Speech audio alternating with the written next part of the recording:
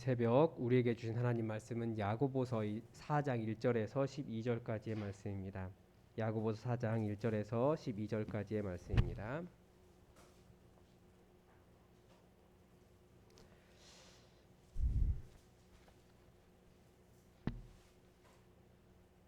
우리 하나님의 말씀을 다 함께 읽겠습니다.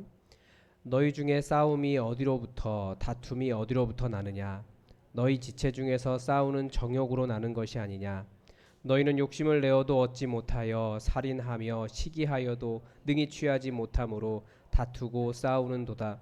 너희가 얻지 못함은 구하지 아니하기 때문이요 구하여도 받지 못함은 정욕으로 쓰려고 잘못 구하기 때문이라. 가늠한 여인들아, 세상과 벗된 것이 하나님과 원수됨을 알지 못하느냐? 그런즉 누구든지 세상과 벗이 되고자 하는 자는 스스로 하나님과 원수되는 것이니라. 너희는 하나님이 우리 속에 거하게 하신 성령이 시기하기까지 사모한다 하신 말씀을 헛된 줄로 생각하느냐? 그러나 더욱 큰 은혜를 주시나니 그러므로 일러스되 하나님이 교만한 자를 물리치시고 겸손한 자에게 은혜를 주신다 하였느니라. 그런즉 너희는 하나님께 복종할지어다. 마귀를 대적하라. 그리하면 너희를 피하리라. 하나님을 가까이 하라. 그리하면 너희를 가까이 하시리라. 죄인들아, 손을 깨끗이 하라. 두 마음을 품은 자들아, 마음을 성결하게 하라. 슬퍼하며 애통하며 울지어다. 너희 웃음을 애통으로, 너희 즐거움을 근심으로 바꿀지어다. 주 앞에서 낮추라. 그리하면 주께서 너희를 높이시리라. 형제들아, 서로 비방하지 말라. 형제를 비방하는 자나 형제를 판단하는 자는 곧 율법을 비방하고 율법을 판단하는 것이라. 내가 만일 율법을 판단하면 율법의 준행자가 아니요 재판관이로다. 입법자와 재판관은 오직 한 분이시니 능히 구원하기도 하시며 멸하기도 하시느니라. 너는 이웃이기에 누구에게 이웃을 판단하느냐? 아멘. 우리가 야고보서를 보면서 사실 많은 위로를 받기보다 많이 혼나고 있죠. 네. 그렇지만 우리가 그 안에서 또 여러분 은혜를 찾아가시기 바랍니다. 우리가 또 성경에서 우리를 책망하고 우리를 야단을 칠 때 또 겸손하게 들어야 됩니다. 그래야 하나님의 말씀을 내가 하나님 앞에 순종하는 하나님의 종이라는 것을 더 깨달을 수 있고, 우리는 또 아파하면서 배워야 할 정도로 여러 가지 흠이 많은 사람들입니다. 하나님의 말씀을 잘 들으시기 바랍니다. 오늘은 다툼의 이유에 대해서 이야기합니다. 사실은 다툼의 이유를 어제 그제 본문을 통해서 그게 혀다, 사람의 혀 때문에 나오는 것이다. 그 안에 지독한 시기와 질투가 있기 때문에, 그리고 자기에 대한 자랑이 있기 때문에 그런 혀를 가지고 있으니까 그렇게 다투게 된다라고 이야기하는데, 오늘은 또 다른 이야기를 합니다. 다툼의 이유를 뭐라고 이야기하냐면 싸우는 정욕으로부터 나는 것이다 라고 이야기합니다. 무슨 말이냐면 사람이 호전적이라는 거예요. 그런 사람이 싸운다라는 거죠. 다투는 정욕으로부터 나는 것이다. 그 사람은 어딜 가도 사실은 싸우게 될 거예요. 문제는 뭐냐면 이 사람이 하나님의 진리, 하나님의 말씀을 알았다는 사람인데, 입으로는 하나님의 말씀을 가지고 있지만 마음속은 싸우는 마음이 있기 때문에 계속 싸우려고 한다는 거죠. 투쟁하려고 하고, 내가 더 나를 주장하려고 하고, 다른 사람 위에 올라가야 되고, 내가 더 높은 자리에 가야 되고, 내가 이겨야만 하고, 그런 마음, 내가 옳기 때문에 그렇게 싸우는 정욕으로부터 나는 것이다 라고 이야기합니다. 사실 야고보는 이미 그것은 귀신의 것이다 라고 선언을 하고 있죠. 그러니까 입에는 하나님의 말씀이 있지만 마음은 귀신의 것이라는 거예요. 귀신을 따르고 있는 것이라고 이야기하고 있습니다. 싸우는 정욕으로부터 나온다 라고 이야기하는데, 결국 무엇을 사모하는가를 나타냅니다. 사모함을 따라 무엇을 선택하는 겁니다. 우리는 그것을 이야기하고 있습니다. 그래서 2절에서는 너희는 욕심을 내어도 라고 이야기합니다. 그러니까 그 욕심을 선택한다라는 거죠. 싸우는 정욕, 욕심, 이렇게 되는 겁니다. 두 마음의 원인이 여기에 있습니다. 욕심이에요. 하나님을 주인 삼지 못하는 나와 또 욕망의 노예가 되어 있는 나, 둘이 있습니다. 우리 믿음의 싸움을 하는 이유도 이거예요. 내가 하나님을 알 것인가, 아니면 내 욕망을 가지고 하나님께 이것을 이루어 주십시오 라고 하나님을 내 마음대로 사용하려고 하는가의 차이인 거죠. 하나님이 나의 주인이시라면 내가 하나님의 뜻을 이루어드려야 되죠. 내 뜻, 결국은 내가 원하는 대로 이루어져야만 하나님께서 역사하신 겁니다 라고 생각하는 것도 내가 주인된 마음이에요. 성경은 계속해서 하나님의 뜻이 이루어지기를 우리가 하나님의 뜻을 이루는 하나님의 종이 되기를 말하고 있는데, 우리는 계속 하나님이 내 뜻을 이루어 주시기를 말한다라는 거예요. 그것이 바로 욕심이고 하나님 위에 올라가 있는 마음입니다. 여러분, 우리는 무엇을 원합니까? 성경에서 우리가 정말 알아야 된다라고 말한 것, 우리가 방금 찬양에서도 이야기하고 우리 같이 고백을 했는데, 정말 원합니다. 제대로 된 신자가 되기를 원하고, 사실 거기서 말하는 신자는 사실은 세인트예요. 그러니까 성인과 같은 그런 사람이 되기를 원합니다 라고 하는 의미가 더 강해요. 제대로 된 성도가 되기를 원한다는 거죠. 정말 거룩하기를 원합니다. 진심으로.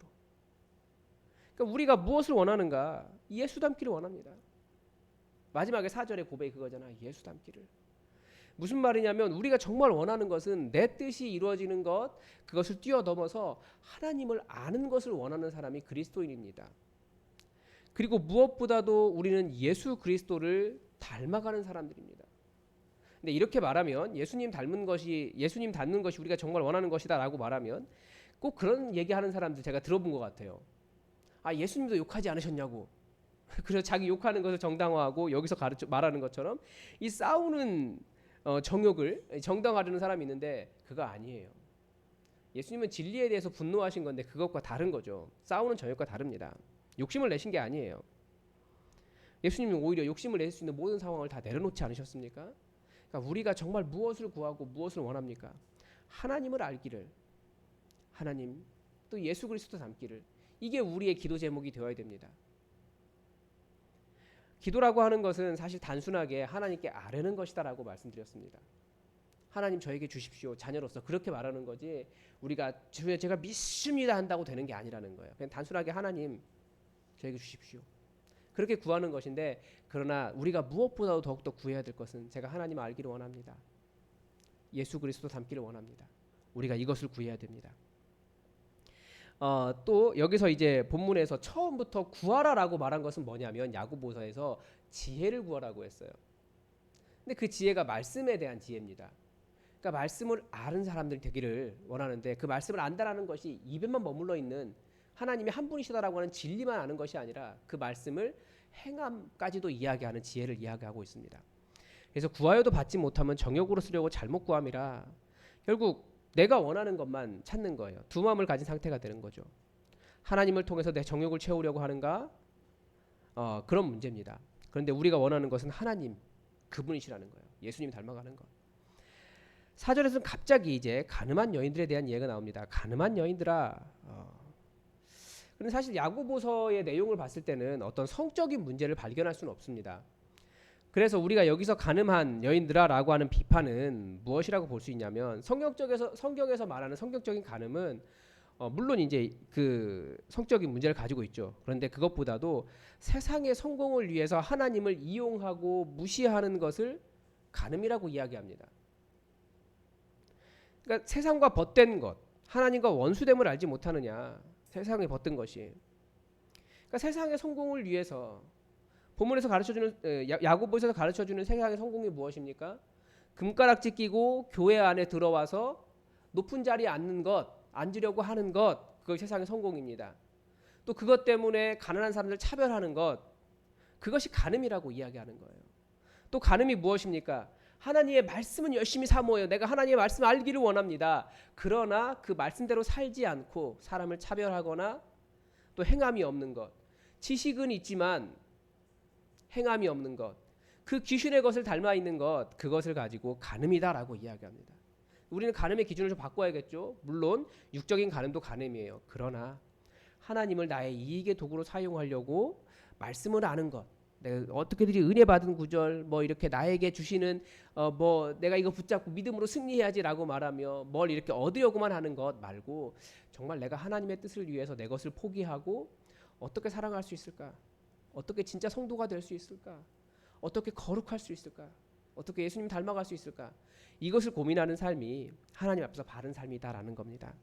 그래서 그렇게 되면 세상과 벗하여 사는 것이 하나님과 원수되는 것이다라고 가르쳐줍니다. 이 말은 무슨 말이냐면, 하나님과 세상 사이에 중간지대는 없어요. 하나님과 세상 사이에는 분명히 자기가 결정하는 것밖에 없습니다. 우리는 물론 우리는 하나님 주신 세상을 아름답게 만들고 있는 각자의 사명이 있죠.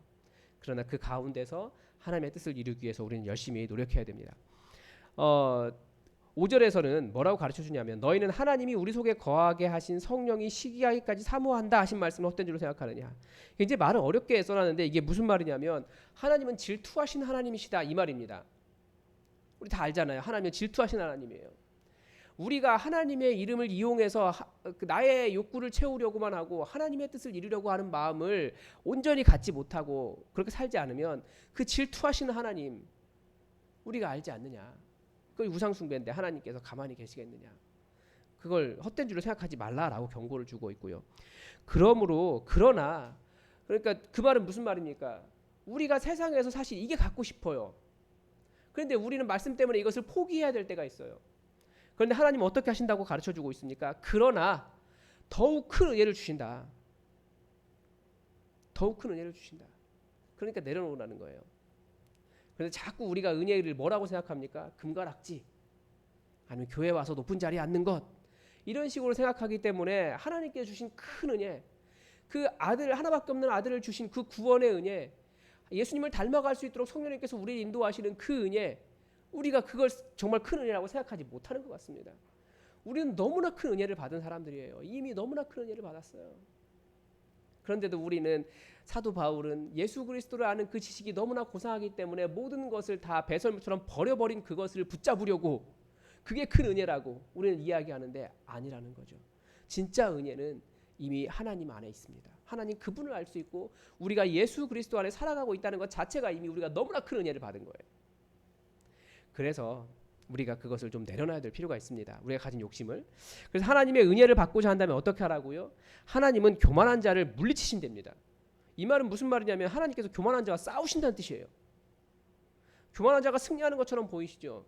그러나 아니에요. 결국에는 하나님께서 교만한 자를 물리치십니다. 근데 교만한 자가 어떤 의미인지 아시죠? 다른 사람 위에 올라가려는 사람, 그리고 내 생각만이 옳다라고 말하는 사람, 그리고 내가 부자이기 때문에 자랑하려고 하는 사람, 높은 자리에만 앉아야겠다고 하는 사람, 자기를 포기하지 못한 사람, 뭐 이런 것들입니다. 우리가 잠언을 통해서 잘 배웠죠. 그런 사람들이 교만한 자입니다. 그리고 하나님은 겸손한 자에게 은혜를 주신다 하였느니라. 그래서 겸손한 자가 누구겠습니까? 가난한 사람, 연약한 사람, 자기의 목소리를 잘 내지 못하는 사람, 그래도 괜찮다라는 거예요. 저는 그래서 이런 사람을 공동체에서 누구라고 이야기하냐면 지는 사람이다라고 표현을 합니다. 왜냐하면 공동체의 평화를 위해서 내가 지는 사람이 필요한 시대입니다. 야고보 사도가 그렇게 사도행전에 드러난 모습을 통해서 보면 야고보 사도는 공동체의 평화를 위해서, 복음을 위해서 지는 사람이었어요. 예수님도 마찬가지셨습니다. 사실 우리가 여러 가지로 많이 졌죠. 그렇기 때문에 우리는 또 교회를 세웠고요. 우리가 그래서 공동체의 평화를 위해서 좀 내가 질 필요도 있습니다. 괜찮습니다. 그래도 우리는 이미 너무나 큰 은혜를 받은 사람들입니다. 저도 괜찮습니다. 내 목소리 다 못 내도 괜찮습니다. 괜찮아요. 하나님께서 더 큰 은혜를 주시나니 이 말씀을 믿으시기 바랍니다. 그런즉 너희는 하나님께 복종할지어다 이렇게 이야기합니다. 하나님께서 이끄시는 대로 그 순리를 따라가라는 거예요. 하나님께서 하시는 일이기 때문에. 하나님께 복종하지 않는 삶은 그럼 무엇이겠습니까? 두 마음을 품은 자들이다라고 이야기합니다. 야고보서에서 계속해서 지적하는 두 마음을 품은 사람은 누구냐면 하나님의 말씀을 알아요.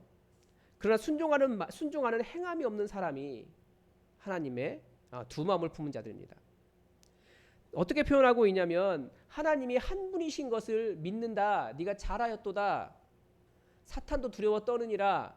사탄도 하나님이 한 분이시라는 것을 안다라는 거예요. 그러나 하나님을 하나님으로서 경외하고 우리가 존경하고 사랑하고 찬양하고 그분의 말씀에 순종하지 않으면, 순종하는 행함이 없으면 귀신과 다를 게 뭐가 있냐는 거예요. 귀신도 그런 지식은 있는데 아무리 좋은 성경 말씀 입에 달고 살아도 그의 삶에서 행함이 악한 것이 나오면 그 사람이 알고 있는 성경의 그 지혜, 지식, 총명함, 전문가라 그랬잖아요. 성경의 전문가 되는 것, 그게 귀신의 것이지 하나님을 닮은 것이냐고요. 두 마음을 품은 자들, 그러지 말고 하나님의 말씀에 복종해라. 우리가 해야 될 것, 하나님을 가까이 하는 것입니다. 그러면 하나님께서 가까이 해주시고 죄인들아 손을 깨끗이 하라. 마음을 성결하게 하라. 순수하게 하나님 말씀에 복종하는 삶을 살아가라는 거죠. 세상의 정욕으로 그렇게 자기 자신을 채우느라고 하나님을 이용하지 말고 그게 두 마음을 품는 거예요. 9절에서는 슬퍼하며 애통하며 울지어다. 이제 모든 사람에게 다 그렇게 말하고 있는 것이 아니겠죠. 아마 6절에서 하나님은 더 큰 은혜를 주신다라고 하는 전제하에서 이 말씀을 읽어야 됩니다. 먼저 슬퍼하며 애통하며 울지어다라고 이야기합니다. 진정한 회개를 요청하는 거죠. 이제 야고보서가 끝으로 가면서 진정한 회개를 요청하는 거예요. 지금까지 만약에 그렇게 살아왔다면 교만한 자로 말씀을 알기만 하고 마치 귀신처럼 알기만 하고 지식만 있고 행함이 없었다라고 하면 이제는 슬퍼하며 애통하며 울라는 거예요. 너희 진정한 회개를 요청하고 또 너희 웃음을 애통으로 너희 즐거움을 근심으로 바꿀지어다. 이건 무엇이겠습니까? 가난한 사람들을 비웃고 우월감으로 우쭐거리는 그런 즐거움을 이야기하는 겁니다. 2장 1절에서 내가 그 사람을 차별하여 행하는 그런 것들 하지 말라는 거예요. 진정한 회개를 요청하는 겁니다. 계속해서. 그래서 그 방법이 무엇입니까? 주 앞에서 낮추라는 거예요. 낮추라고. 그래서 저도 괜찮다라고 이야기하는 겁니다. 그리하면 주께서 높이시리라. 주께서 높이시리라. 우리는 내가 스스로 높아지려고 하는 것이 아니라 주님께서 높여주실 때까지 기다려야 됩니다. 이것이 스스로 낮추는 자에게 주시는 하나님의 약속입니다. 그래도 괜찮아요. 그러나 더 큰 은혜를 주신다. 하나님은 더 큰 은혜를 주신다. 그것은 바로 예수님의 그 겸손함을 알게 되는 것일 겁니다. 그러면서 형제들아 비방하지 말라. 서로 비방하지 말라. 형제를 비방하는 자나 형제를 판단하는 자는 곧 율법을 비방하고 율법을 판단하는 것이라. 그렇게 하면 네가 율법을 판단하면 율법의 준행자가 아니다. 재판관이냐? 우리가 이 말씀을 가슴 아프게 들어야 됩니다. 우리는 재판관이 아닙니다. 우리는 순종하는 사람들입니다. 말씀 따라가는 사람들입니다. 그래서 성경은 끊임없이 하나님은 하나님이시고 우리는 하나님의 말씀을 들어야 하는 인간이다. 피조물이다라고 가르쳐줍니다. 12절에서 입법자와 재판관은 오직 한 분이시다라고 이야기합니다. 그러니까 하나님을 안다고 하면서 하나님으로 섬기지 않는 사람, 그런 것은 귀신의 것이다 라고 이야기합니다. 그래서 우리가 다시 한번 좀 생각해 볼 필요가 있습니다.